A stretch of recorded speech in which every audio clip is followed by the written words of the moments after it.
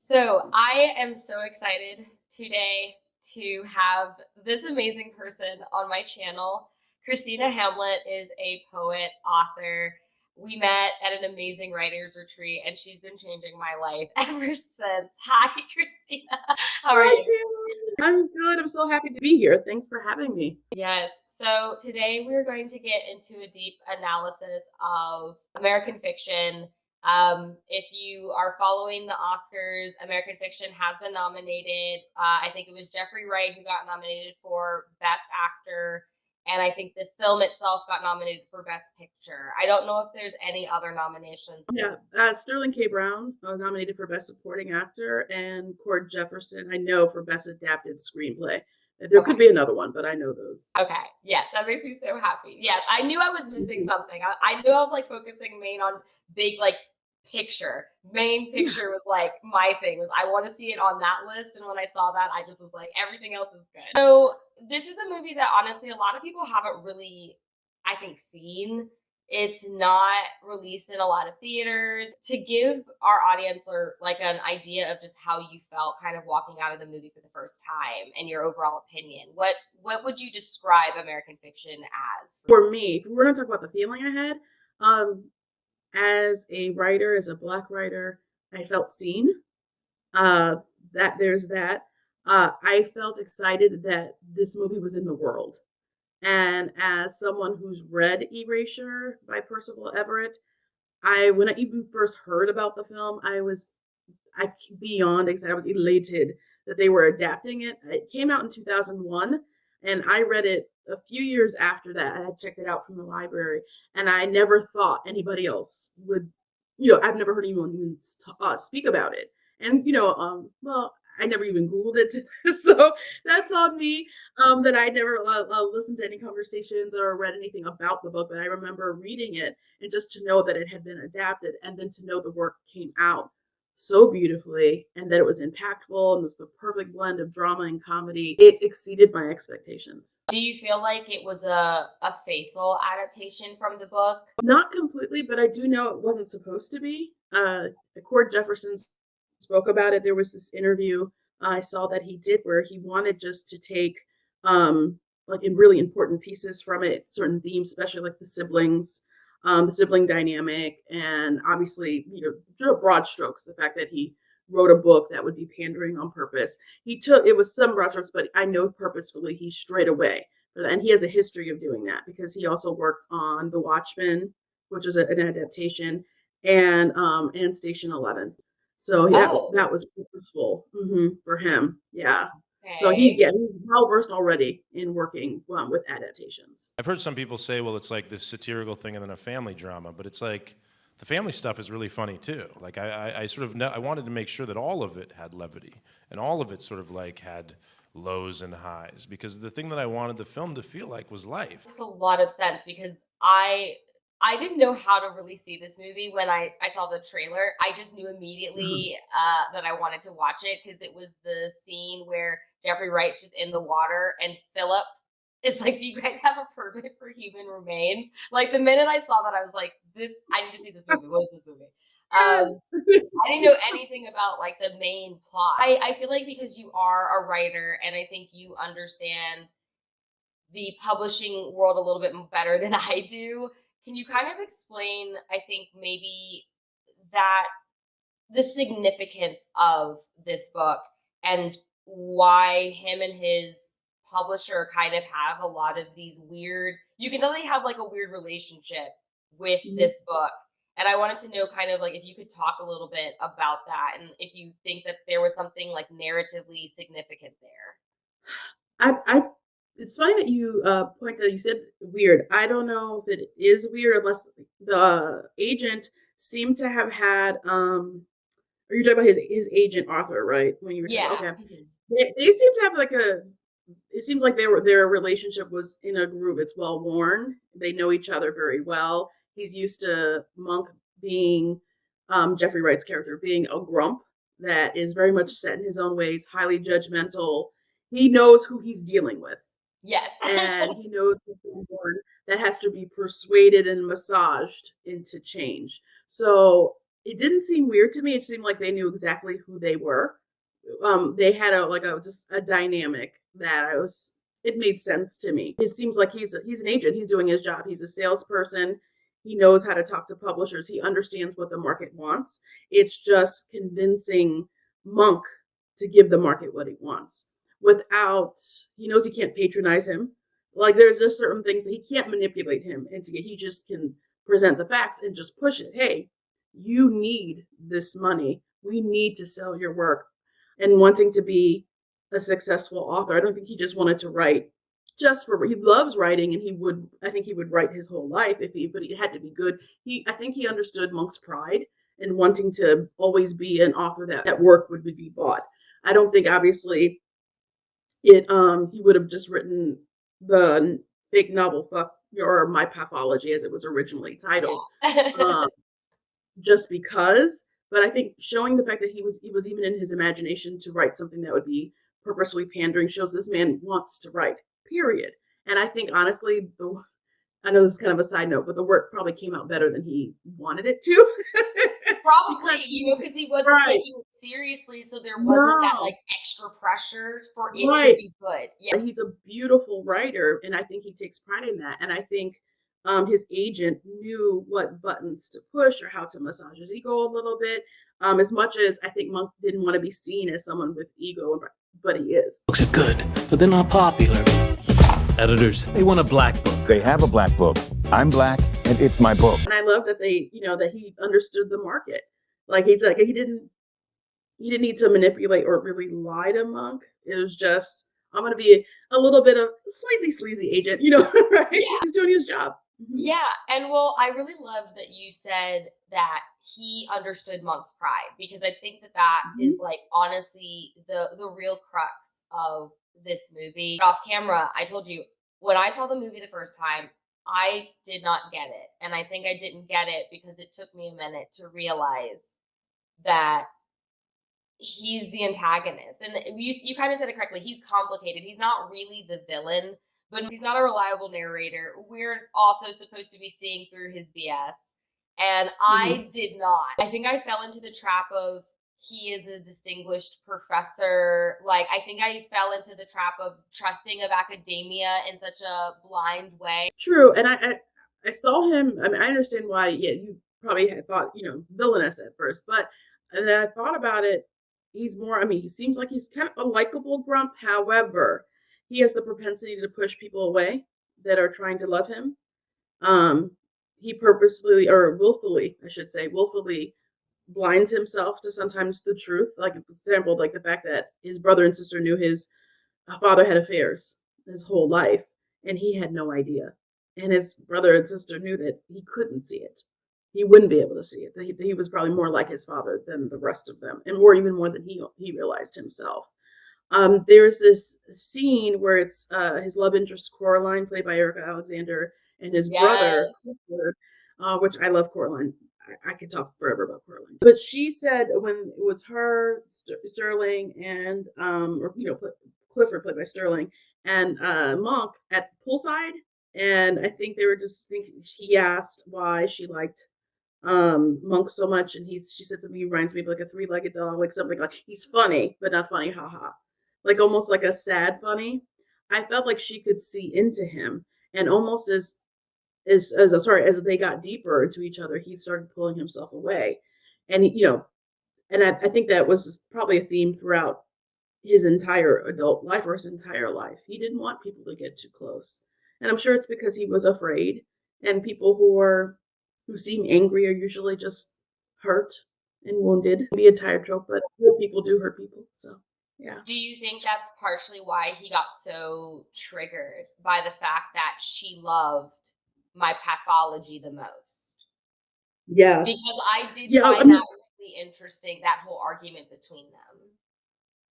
Yeah, I don't know if he was hurt by it, but I think in his mind, he has what people should be living up to, a standard.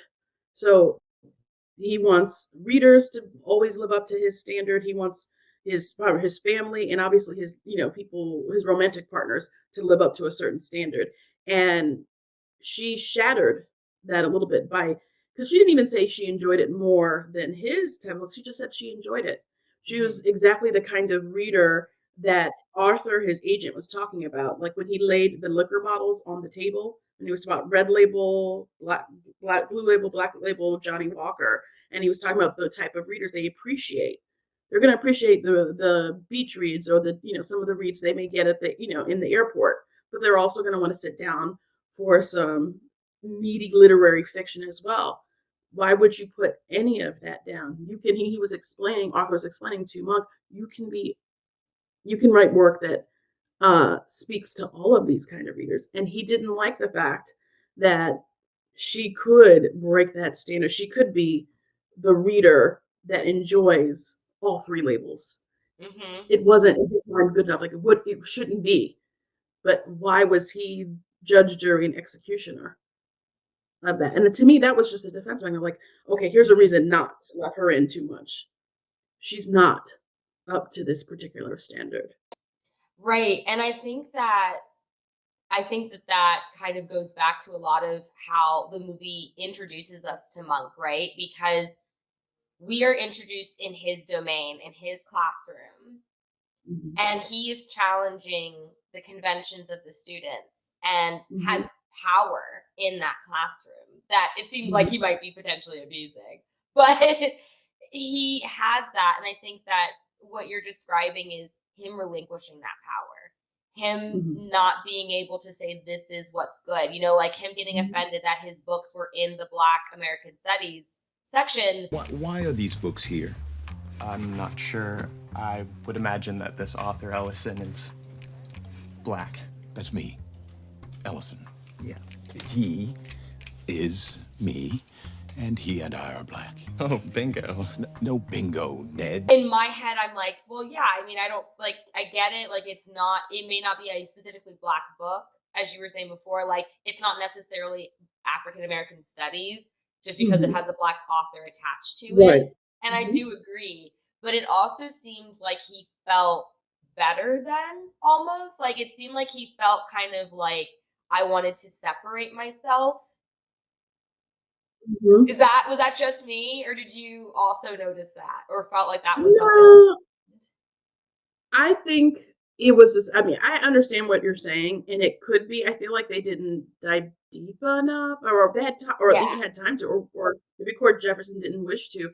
But I felt when I saw it wasn't just because I remember going to the bookstore. I don't know even if they still have it, but there are certain bookstores I remember used to be like, African American writers. But when I saw African American studies, okay, I think about books like the new Jim Crow or Other People's Skin, like nonfiction books about African American history, which his books definitely, it was just miscategorized altogether. Like, we don't even care that your book isn't even about the study of African American life in any way.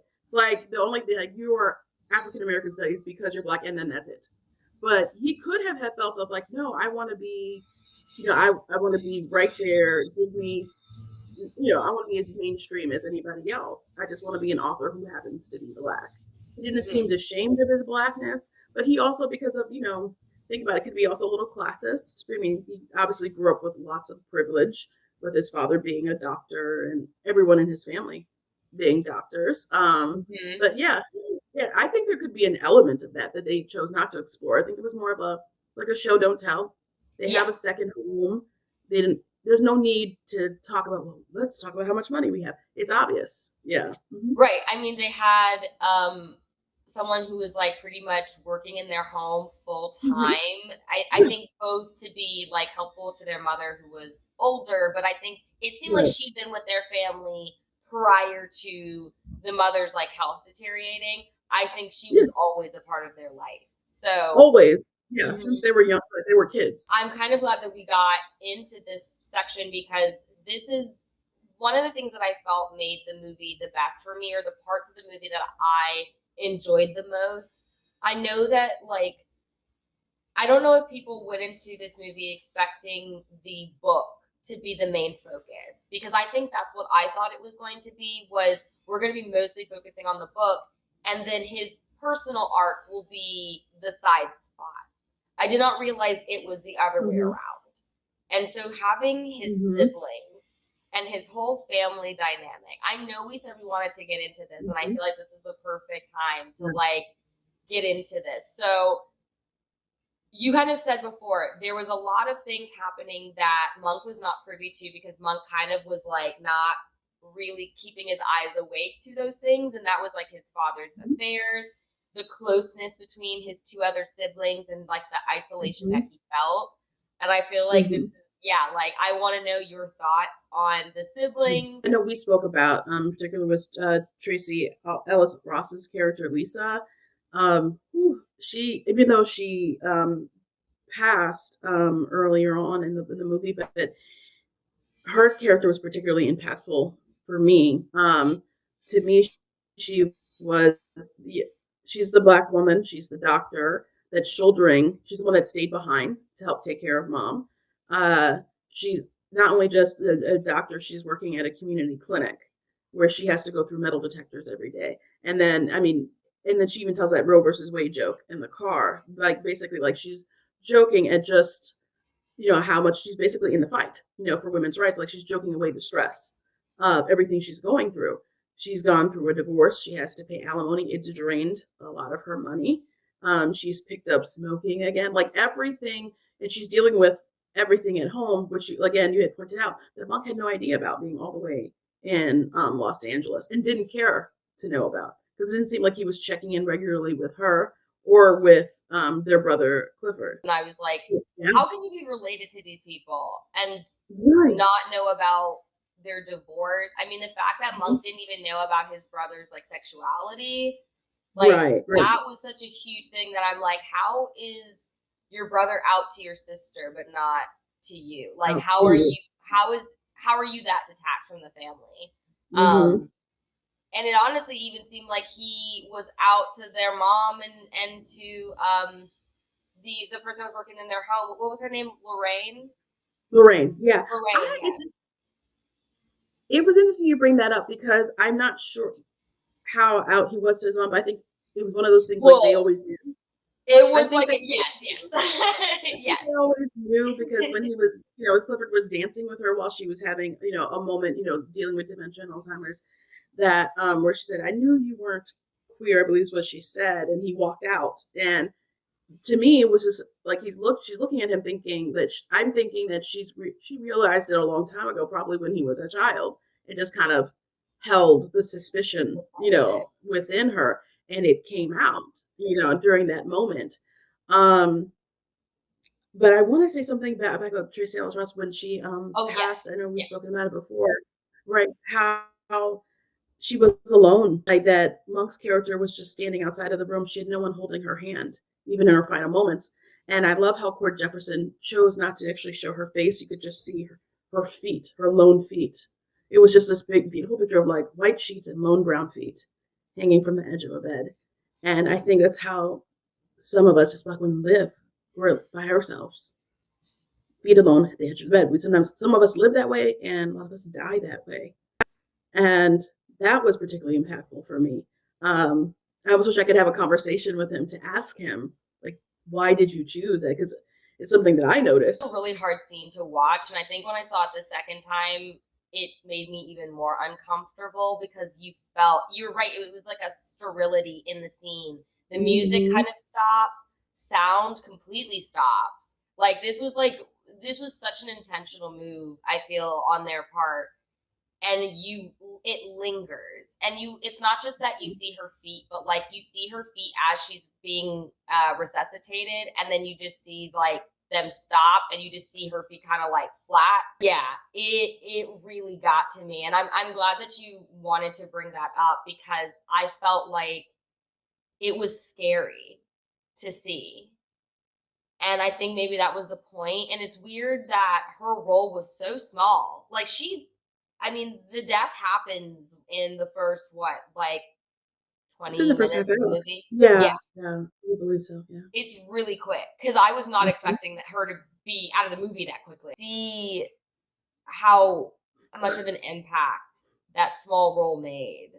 I just think that's really important for us to Mhm. discuss because as Black women, I feel like we might have identified with just the fact of, like you said before, we were off camera, shouldering that burden of others and like making sure everyone is okay to the detriment of Mhm. ourselves. And I wanted you to talk a little bit more about that.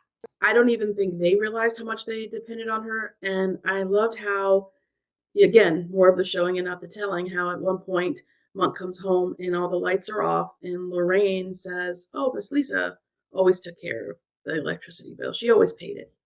She was in charge of everything." And she had to joke, and she chose to cope by joking her way through it. And I know we spoke even in her while they were spreading her ashes and reading her will, how she even joked about how she wished she had passed what underneath Idris Elba, like that, like Yes. best case scenario. That's how it would have happened. Yeah.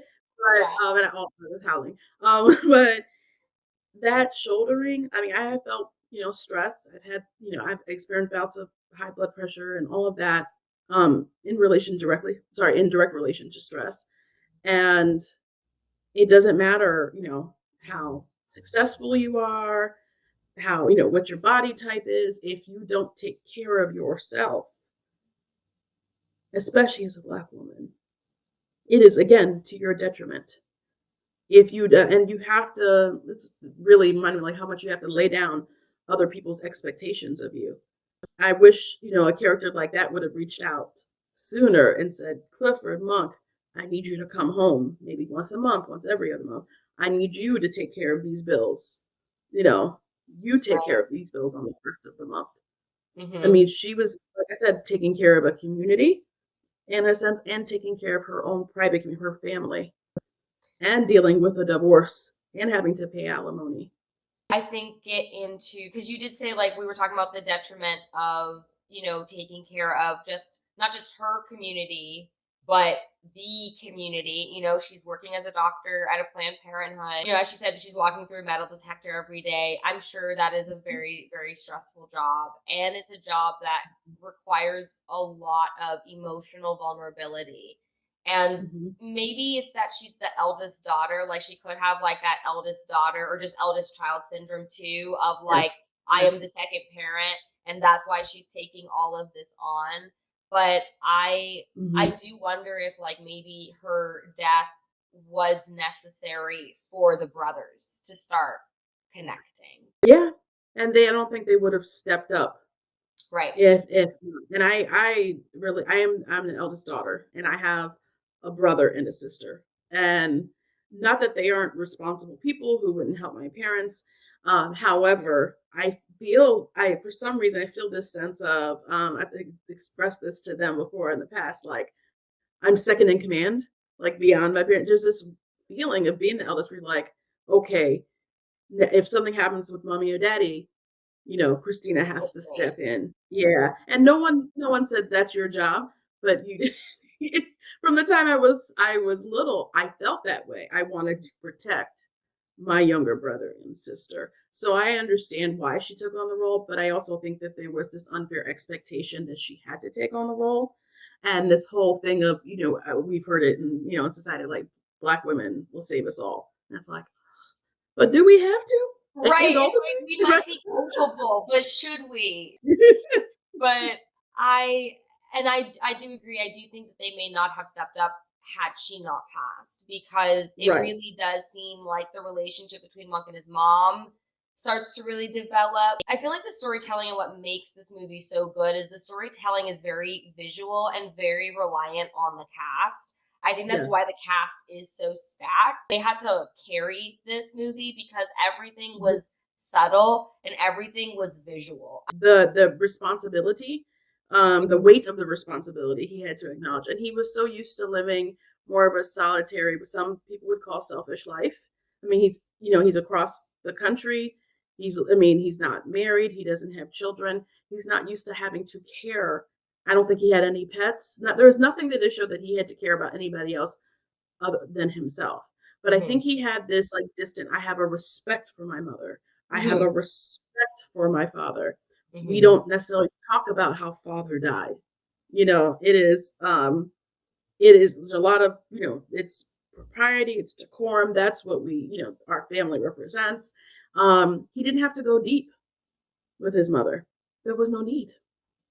There was no need. It wasn't required of him. So I think the weight of the responsibility is what we were seeing for the first time. And he got to show how much he loved her. I mean, think about the scene where he's meeting Wiley for the first time at that restaurant across the street from his agent's office. And as soon as he sees the ambulance, he takes off running. And it was during like a crucial moment, in deal making, and he has to take off because he sees the ambulance and he's thinking of his mother. I mean, he's going along with this ruse because he knows he will not be able to pay for his mother's care without it. I think the weight of that responsibility, I don't know if it was resentment, but it can be. I think when the roles reverse as our parents get older, that weight can make us feel a variety of things that we can even be confused by. We can love them, but also feel like, here's this new weight. I am living differently. I'm breathing differently. I have to change everything about how I saw this person who was in the role of caretaker. And now I have adopted this role. So that's how I saw it with his mom. And then one more thing, the scene where, as she's dying and she's in the hospital and she starts talking about how, what a genius, he is. And he thinks she's talking about him, but she says Clifford at the end. It's just, he didn't really know her. They didn't have to know each other, but it was also insight into how she thought about Clifford, like how much she really probably saw him. And he didn't, and Clifford never even knew. So I just throw that in. No, you're giving me like literal like goose flesh. Like the subtleties and all of that. In terms of the acting of the cast, I think the dialogue, it may have, there may have been some brevity to it, but I think it was enough. I think that the strength of the dialogue was that they didn't have, there was nothing superfluous about it. Points were made. I think that's why the dialogue was actually so strong. I think you had to have the right cast to deliver it. We know why delivery matters. Come on. Yeah. And it was the right cast. There was an interview I saw with the cast, and they talked about, this is Cord Jefferson's first movie. Okay. Period. He's never directed a film before. He's never written a film before. He's written for television. And people are like, how did you get these actors? And they were speaking about the strength of the script. Like, I had never been offered this.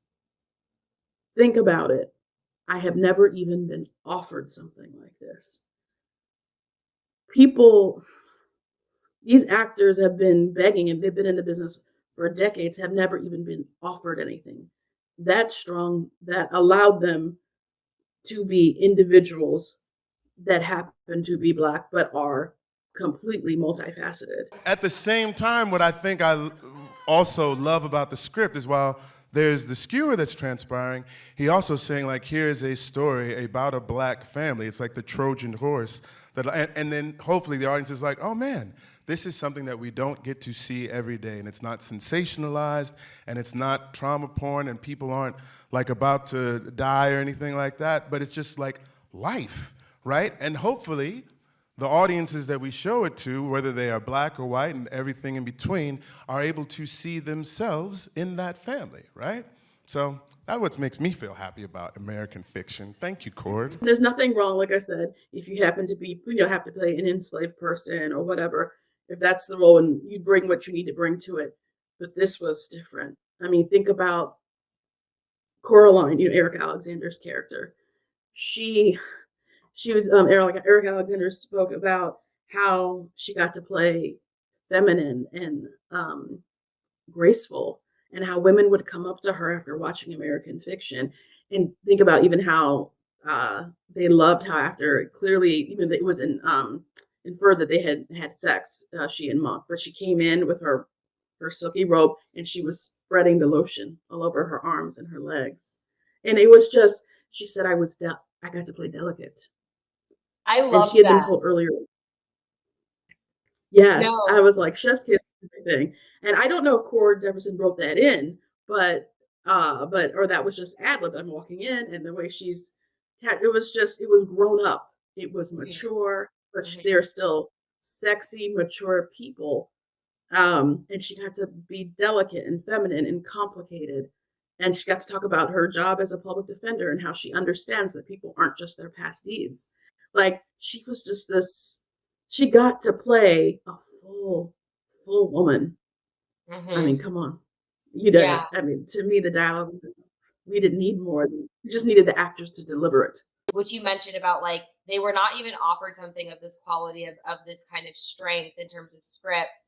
And I'm sitting here thinking to myself, like, it's so weird that they would say it's not weird. It's honestly fitting that they would say that, considering this movie is about that. That movie, like this movie is Right. about like Black people feeling like they have to present a very specific way to Mhm. be commodifiable. And Mhm. it's like, that is a Right. really weird place to be in because, I mean, we Mhm. never did like a video, but I know you read The Other Black Girl, and I know that you had like a lot of opinions about that book as well. And we've talked about so many different writers that discuss like presentability politics and what that looks like for each person and depending on what class you're in. But I think it's so interesting how this movie is that, but it almost subverts it. And I wanted to know kind of your thoughts on just the overall like tone, like because it is dark, but it's kind of a dark comedy Mhm. ish, right? I think that's how I would describe it if I had to put it in Mhm. a category. And I wanted to know, like, what were Yeah, your thoughts as someone absolutely. who's read the book and seen this movie? Okay, it's interesting that you say that. That I when I you asked me how I felt when I left the theater. What I remember from the book, since it's been many years, and I haven't revisited it since Mhm. my first reading, was that I was explaining to my husband. I was like, you know, it's interesting. I don't remember all the details of the book. I just remember how I felt after I read it, and I remember feeling like I I've never read a book because it was when you're reading Erasure, it's a book within a book. So you're reading the novel as you know as it's being presented, and then it immediately goes into my pathology. You know, fuck whatever. It immediately goes into it. So you're being presented with this one book, and then you're reading a whole nother book, and then you come out of that book back to the other book. I have it was wholly original. I mean, I know that there's shades of like how you know Robert Townsend Hollywood Shuffle and things like that, but I've never seen it presented that way. And there's this interview I saw with Cord Jefferson where he said in the work he does, he tries to swing for the fences, and he feels like that's what Erasure did. And then when he adapted it, that's exactly what he did. He wanted to make you laugh, but he also wanted to rile you up a little bit. I think especially as Black viewers. I'm not saying that all viewers aren't going to be riled up by it, but I can only speak for myself. He Mhm. wanted you to be perturbed. He wanted you to have that moment where you laughed and were like, "This is ridiculous." When um, the the publishers when they wanted to change it to Fox, and they both him and Arthur went like this, like oh, like when they went for it, but like it was like what? Michael B. Jordan is circling. We want to put him on the cover in one of those scarves, I guess you would call them, tied around his head. A do-rag? Do-rag, that's it. Do-rag and a tank top with the muscles showing. Somebody call the fire department. Yeah. But I mean, I think it's billed as a dramedy, but they want the laughter because there is a you know there is a ridiculousness of outside of. I think even sometimes it's interesting to about like the tone of the movie too. Even in like the score, there's like even some like some whimsy Mhm. in the score. They don't want it to feel heavy all the time, and it wasn't written that way to feel heavy all the time. You said the perfect keywords that are going to get us into our next part of this review. You said two words I want to reiterate. You said pandering, and you also said that you feel like this movie potentially riled up, maybe more specifically, the Black audience. And I wanted to know when you say riled, like what does that mean? Either like in your interpretation of Jefferson's like intent or how you interpreted it yourself, like what that intent was of riling. Mm, I think it wanted to make us think about, first of all, as someone who reads the kind of books that I read, the kind of books I have read in the past. Um, how we are being portrayed as in the books that we read in terms of like, do we play into the stereotypes, or we just, I want to say, no one can force us to read something that we don't want to, but sometimes we consume what's there just to say, okay, we have representation. It made me think about all of that. Like, am I consuming certain things just so I can support the culture, support the people? Why is this the only thing that's available to us? I mean, obviously it's grown. I mean, different types of, movies and literature. I mean, there's been a vast types, with Black representation for a long time, but it's exploded much more in the last, 20, 30, 40 years compared to what used to be available to us and what was allowed to be shown to us. I mean, for goodness sake, they're still telling Black actors that movies with Black casts don't sell overseas. So that's still being, it had me think about all of that, the whole stereotype thing, the fact that the publishers were were they were falling for it. Um, it made us like, it is still happening. I mean, and it also made me think about my own, if I was being too judgmental about certain kind of writers. Like for me, should it matter that like some people's experience are valid? There are people who want to read stories about gang life, about a whatever, like, and it's not obviously gang life is not exclusively Black. There's gangs of every, color, creed, nationality, but it's real. It's a part reflection. I mean, outside of my work, as an author, I work in the reentry field, so sometimes people just want to check out of their reality or relate to a part of their reality. Who am I to judge what they consume? As for me, as long as there's a variety of things for people to choose to consume. These publishers are like, they still think this very limited, narrow view of Blackness is the best choice. Mm. And I think honestly, I think what you just said is why I feel like it took me a minute to realize that I was overlooking how much trust I put into Monk's character. Because I really did, on my initial watch, throw all of my belief and trust in him. Because he was our stand-in, he was our surrogate. So Yeah. I was like, Yes. I'm gonna go in and assume you're not the bad guy, or you're not like I knew he was gonna be complicated because it's a Sure. indie film. Like that's the best part about getting indie films is we get character Absolutely. analyses. But I think that it took me so long because I think part of it is what you've been saying. Like, I think to some degree, I have also judged certain types of literature based off of like, well, shouldn't we want better? Shouldn't we be holding ourselves to a standard? That makes no sense. Who created that standard? That standard doesn't exist. You can like whatever you want to Whatever read. you The fact want. that you're Whatever you reading want. is the thing. Yes. Yeah. Exactly. Oh, it doesn't even speak to the fact what Issa Rae's character Santara Golden Yes. said. Oh, yes. We have to get to I her. know you want to dive in. Yes, that part. I mean, do you want to talk about that meeting? Yes, we're already here. And we are already here. We Yes. might as well. Yes. Okay, so was it okay? So it was it five of them judging this for this literary award.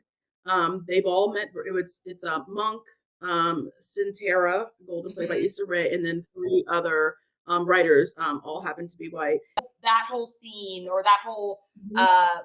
sequences of scenes is based off of like a satire of the Pulitzer Award, right? Yeah. So when you were watching that part, what did you feel like? I know we'll get into Centera, but just with this group, like, did Mhm. you feel like, oh yeah, this is exactly what I would imagine, like the room that's sitting and deciding who gets these Pulitzers? This is what I would imagine this room to look Absolutely, 100%.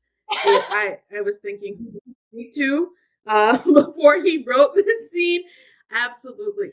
I thought about everything. The fact that they didn't read all of the books that were submitted, that they all had to agree how much they would read. Oh yeah, we can tell by the first 100 pages.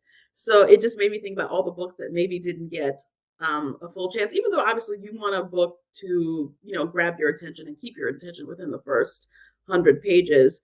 a writing instructor told me a long time ago that you want to keep your reader in a fictive trance. So like Mhm. when you step, like if something doesn't feel right and you have them kind of step out of the story, then you know something is wrong. So I understand why they held that standard, but it made me realize it's like, how often is that going on? That they're not even reading the full novels that they're judging. So I thought Right. about that, the types of people, like how even they represented, they said the grungy or middle America. I think he was outside, like on a tractor, or he was Yeah. somewhere where here at school. Like they're Yeah. really trying to get you to understand. Like I love, give me more show, don't tell. Just have them in the settings, get an idea of who they are. You know what their home office looks like.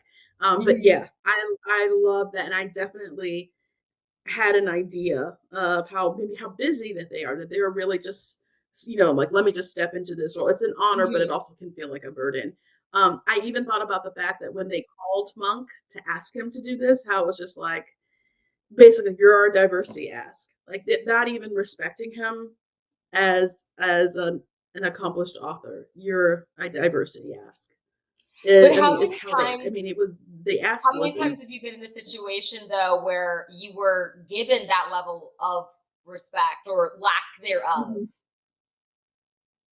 Mhm. It's real. It was that's what I mean, that's why I said, of course, I think it's like I think from the beginning, from the ask to the process, to the people that they were with, to the fact, can I just jump ahead when at the end when they were deciding what the winner would be? How when Sintera and Monk both said no to fuck, and they said, but the three of them outvoted the two of them and said, but we need to listen to Black voices. And it was like, no, obviously, no one outside of them could see the irony in that moment. But I love it was Right. like fade to black right after that. Like, this is how real life is. It was real from beginning to end for me, what I imagine it to be. Yeah. Yeah, no, I'm so glad that you made that comment because yeah, they literally did say, "Oh yeah, the three white people are outvoting the two black people, but black voices are super important." It's that whole Can you it's like be when you heard? see people who are on the internet on Twitter or Instagram and they're like, "We need to listen to POC voices, insert marginalized voices." And then those marginalized people will come out of the woodwork and start expressing their voices. And then they're going, no, Mhm. not you, not you. It's like, What? it's like, do I need to have a representative? Like, do we need to vote? Right. So I do want to just like kind of give a brief recap of Mhm. Sintera's book and like the reason why she's even significant to this movie. So Sintera is another, black author. She is more successful, I guess, like objectively because she has that bigger room during the conference and Mhm. what she's pretty much the catalyst that starts Monk on his my pathology fuck like tirade. Mhm. He writes this book in response to his disdain or jealousy or whatever feelings he's got going on in response to Sintera. And I kind of want to let you kind of explain Sintera's book because you said something that I did not even realize and you made me recontextualize that scene in just what you said. So if you don't mind kind of getting into that about the book, about Monk's book and kind of that lunch scene that they have together. A little bit about Sintera is that they said it when they were introducing her during the big book conference that she had went to Oberlin. She's worked in publishing. She's a very accomplished, educated woman. And the passage she chose to read was just a small piece of dialogue in a particular, like you said, like African American vernacular English. And it was very short. So, and that is all Monk heard of her book. And we soon learned that even though he wrote My Pathology slash Fuck in response to her, or also in jealousy and disdain, like you were saying, he never bothered to crack open her book. He has never read it. So you can, he learns that she's part of the judging panel as well. And she believes fuck is pandering and it's not worthy of being judged. And he obviously, even though no one knows but him that he's written the book himself, he agrees with her because he knows his intent for writing the book. So I feel like during this movie, you're waiting for almost a showdown between the two of them or to see how they react to each other when they're alone. And we finally get that chance during a lunch break. So they start talking about the book, and he asked her, how do you feel like you think fuck is pandering? And he says, oh, not to be insulting, even though it clearly is insulting. How is Right. your book being insulting? I'm like, how is that not insulting to her? And she was like, obviously taking all of the offense, but I love that she still stays composed during all of, not that she should have to, but she does. And she makes an important point about how her book, she had to do interviews for her book, that she wrote it in a particular dialect because of the people that she was at. She was like written English people that she talked to. And I was watching another review of American Fiction, and they harkened back to something about another author. Well, actually, it was Zora Neale Hurston, about how she wrote Their Eyes Were Watching God, or Jonas Gordon, that she wrote in a particular dialect. And at that time, people looked at her like she shouldn't have been. She should have been writing in the King's English or something. It was like, no, she wanted to write in the dialect of the people that she knew. It was purposeful. It was not to pander to us or to make us look less educated. She was really doing the work. I mean, we know Zora Neale Hurston is like, well, she can pretty much, I believe she's a past as an anthropologist in a way, or I'm not sure if she's anthropologist or ethnographer, but Yeah. I would have to look back into her education. But I know she was invested in that. She wasn't pandering. Yeah, and that's what they were likening Issa Rae's character Sintera to, that kind of writer.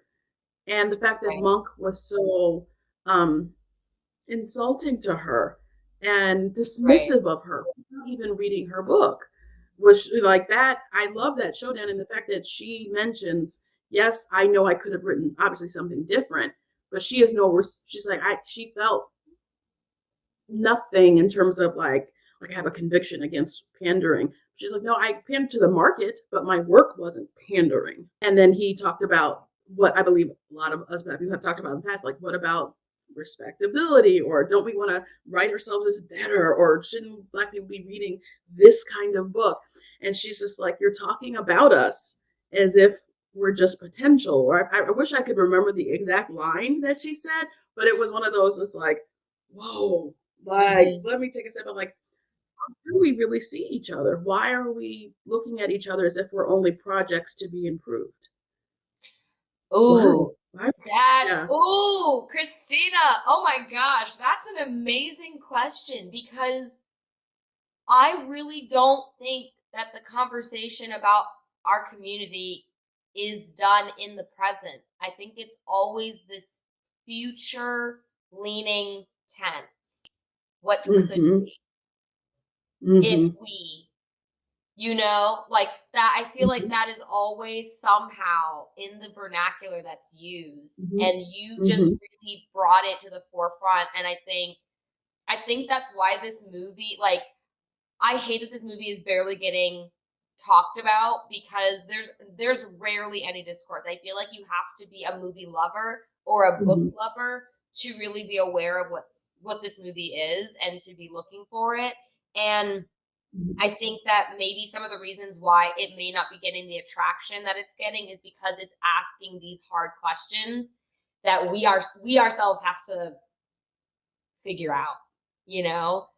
I think Yeah. the whole point of this movie is it's supposed to spark these kinds of conversations, these kinds of like inner Black Right. conversations where we're like, what are we supposed to do? What is a good book? Because we had the conversation off camera. We were hanging out one time, and I was telling you, like, I'm trying to decolonize my library. But what does that Mm-hmm. even mean?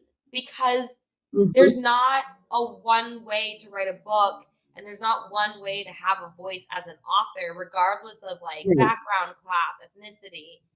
And so when you like decolonize something, do you want it to just be a bunch of like trauma, or do you want it to be something that's like Mm. uplifting? And it's like all these things are valid. Even smut to some degree is valid. It's just about consuming something that you Right. enjoy. We judge ourselves too harshly. Like we should just read for the sake of the love of it. And we should open, in terms of decolonizing, that means we should open ourselves up to everything until we figure out what it is that we actually do love. If we don't open ourselves up, how do we even know what we truly like? what we truly enjoy, what truly inspires us. We don't even know. For me, I don't read Westerns. Maybe I'm not naturally attracted to them, but I've also never cracked open a book that could be categorized as a Western. Like, I don't even know. And it's just interesting. I've read recently a couple of books by S.A. Cosby, All the Sinners Bleed and Blacktop Wasteland.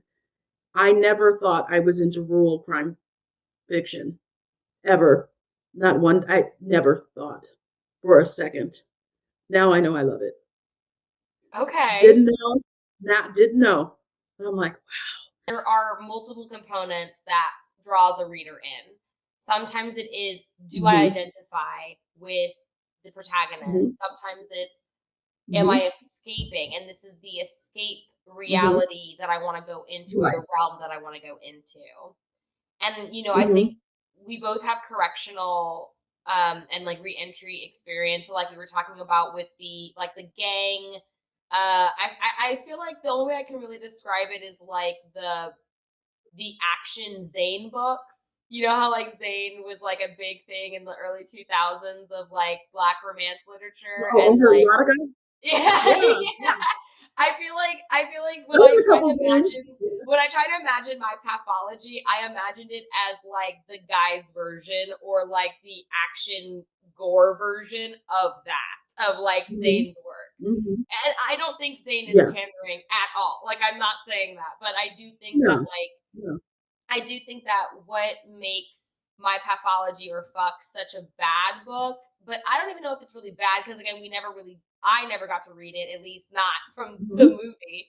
But Right. I wonder if, because we did talk about how maybe this book was a lot better than Monk intended it to be. Maybe I Monk think it was. having that sense of anger and trying to process his own thoughts, maybe he did write his thoughts processing this whole conversation that we're having into My Mhm, Pathology, and that's what made My Pathology good. But it seems like because mhm, he was writing in what I could only really describe as like the help vernacular. Like, it's not mhm, necessarily kind of what you said with Sintera, where it's like she did research, she was focusing on that area's patois, which meant she was being authentic, versus like, mhm. the help's patois, where they're writing Right. about like I'm trying to remember the main character that's the narrator, but like Mhm, when you hear her talking, you're like, this is not how she would talk. And I think Viola Davis made it even more obvious once the movie came out, because you were like, wait, that actually makes a little bit more sense of how she would speak. This, how I'm mhm, reading this, makes no sense. And I think that's what mhm. made it pandering. It wasn't so much that it was the voice of a black author, it was the voice that white people assume black authors make. Does that make Right, sense? right. It absolutely does, and it's interesting that you brought that up because one of the things I thought about was when I was reading, Erasure, the book within the book that technically My Pathology, I remembered still being entertained by the book within the book. I knew what he was doing when it moved back into the next book. Mhm. Like, it just when I remember being shocked by it, like, "Oh, it's back to the other book." But I remember still being entertained entertained by it. I remember feeling that way. Now, I don't know, it's been over a decade since I've read it. I don't know if I would still feel that way, but back then, I remember feeling like, "I know what he's doing, but I still think he can write." Like, it wasn't Right. because he can write. Yeah, like, I remember feeling that way, and I know people had certain, and I know I referenced Zora Neale Hurston, obviously, she's not the same at all, but, it reminded me of how people felt about, Push by Sapphire. So, yeah. Yeah. I and by that, can you kind of like elaborate for those who've maybe never read Push? Because I know that Oh, this yeah, was a yeah, very kind of like controversial book when it came yeah. out, and it sparked a lot of It discourse. So is just for anyone who may not know. yes. Yeah, I for some reason, I am blanking on the movie that was made based on it. I am totally blanking. It was the one Monique won the supporting actor, Precious. and I'm totally Precious, yes, yes, yes. So it's the source material is Push by Sapphire. So it is a lot of trauma. but a lot of the way Precious speaks in the novel is it would feel like pandering to some people, and to some people maybe it would feel real. But I think when Sapphire was writing it, I don't feel like her intention. It didn't feel that way to me, but it was trauma filled. And when you watched Precious, you felt that level like, good God, this young girl will never catch a break. And do people think this is what Black experience is like, or even all Black single motherhood is like? Like I mean, it feels like a lot. It was written to be a lot, but I don't know where Sapphire was coming from when she wrote it. So I mean, I actually still have the book. I don't. I didn't try not to judge it. I just wanted to absorb the story. But people, of course, came for it because of it can feel like Black trauma porn. Are we judging people's experiences? Because when you work in human services, you run across, unfortunately, trigger warning, people who have, experienced sexual abuse and, and that, horrible levels of poverty, mass incarceration, all of that. Are we trying to pretend like that doesn't exist and that people don't have a right to write it in the way that they want to? So, yeah. Right. It's the idea of, is literature supposed to be a sanitized perspective of how we view reality? And sometimes Right. it's not. Sometimes it's straight up catharsis. And Mhm. it's really crazy that it's interesting that you brought up Push and Precious, because Precious, when it was in theaters, I mean, the reason why it got Monique that Oscar and was like kind of an Oscar darling that year Mhm. of the Oscars was because people were like, on one end, you heard people saying this feels like Black trauma porn. Why is this the kind of movie that you guys are propping up? And then on the other end, it was, Mhm. we need more Black voices. We need more real, deep, and Mhm. gritty types of stories. And I feel like I literally sound like one of the people on that panel right now, because that's how they were describing Yeah. stuff. Yeah. Like Right. I Exactly. Exactly. I think that we've hit so many amazing different points Mhm.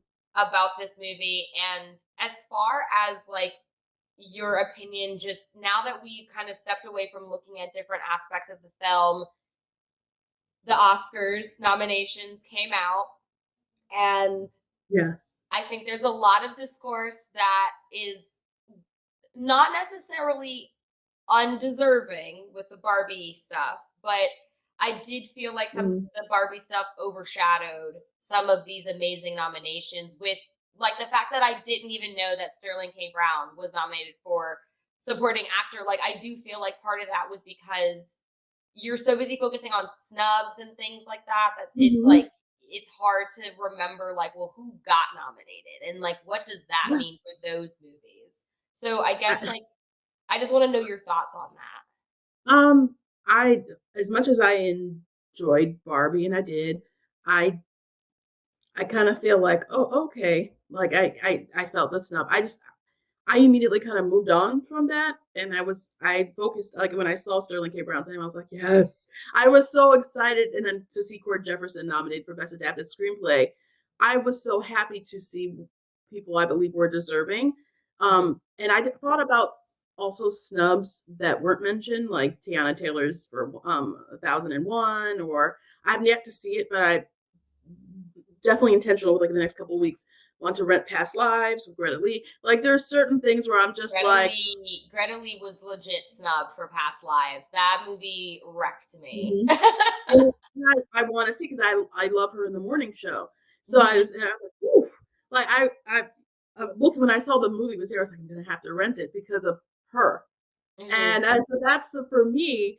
I was thinking about, well, there are other people who are in. I always see Black actors and actresses have been snubbed forever. I still think about the fact that Angela Bassett didn't win for What's Love Got to Do with It, and how Denzel Washington was snubbed for Malcolm X, and Al Pacino won for I forget what. I remember was when he played the blind gentleman, but I was just kind of like, what? Like I've been the snubs have in terms of that have been in my consciousness for a really long time. There's I, people of color, but especially, I mean, I won't say especially Black people, but all people of color have been snubbed for since these awards have been around. And I know some people think, well, why do you care about the snubs?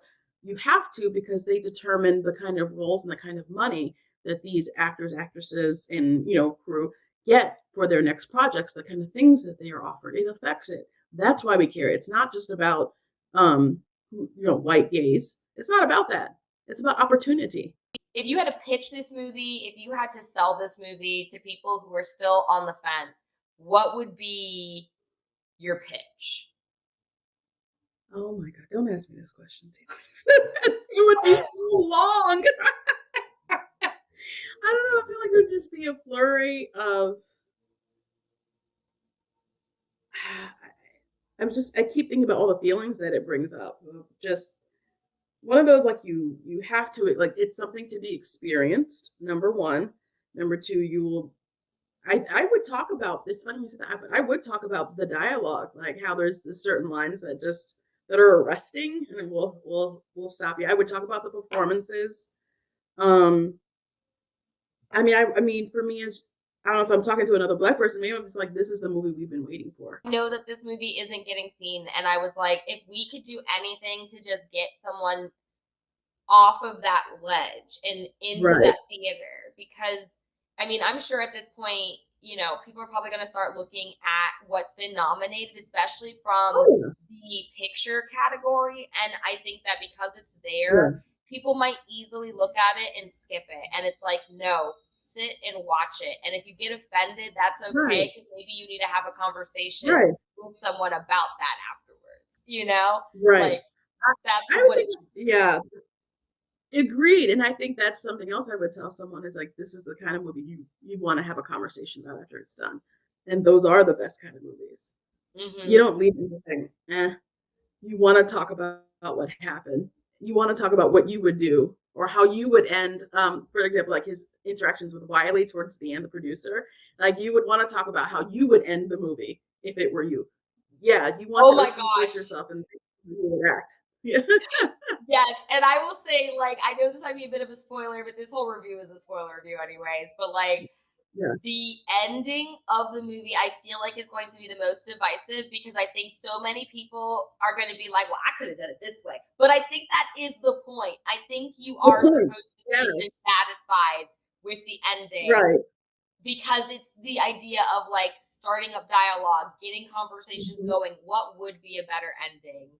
Because to me, I Yes. kind of wanted a rom-com ending. I wanted him to get on that stage, be like, I wrote this book, and then I wanted him to run all the way to that beach Yes. house. Yes. All the way to that beach house. It's in the Caroline's rain. Arms. You really opened my eyes, and I feel like I couldn't have had a better guest to come on here and talk about American Fiction with. I really hope that you will come back onto the channel. And honestly, if you loved having Mhm. Christina on the channel, please get her to come back and start writing things in the comments so that she will come back. But before I kind of let everybody go, what are you working on? What can I kind of plug in for you that you're working on that you would like the audience to know about? Right now I'm just working on my own, working on another book. I don't know if it's fiction or poetry yet. I'm just still there. I have a retreat upcoming later on this year that I'll have a decision about what I'm actually doing, or be editing by that point. So right now it's just projects that I'm working on my own. I should be updating my website. I'm at ChristinaHamlet.com, Christina with a K, Hamlet with two T's, .com. That'll be updating some work there soon. My book is called She Lives Here. It's a book of poetry and prose. And I will be published in an anthology called Writing the Land.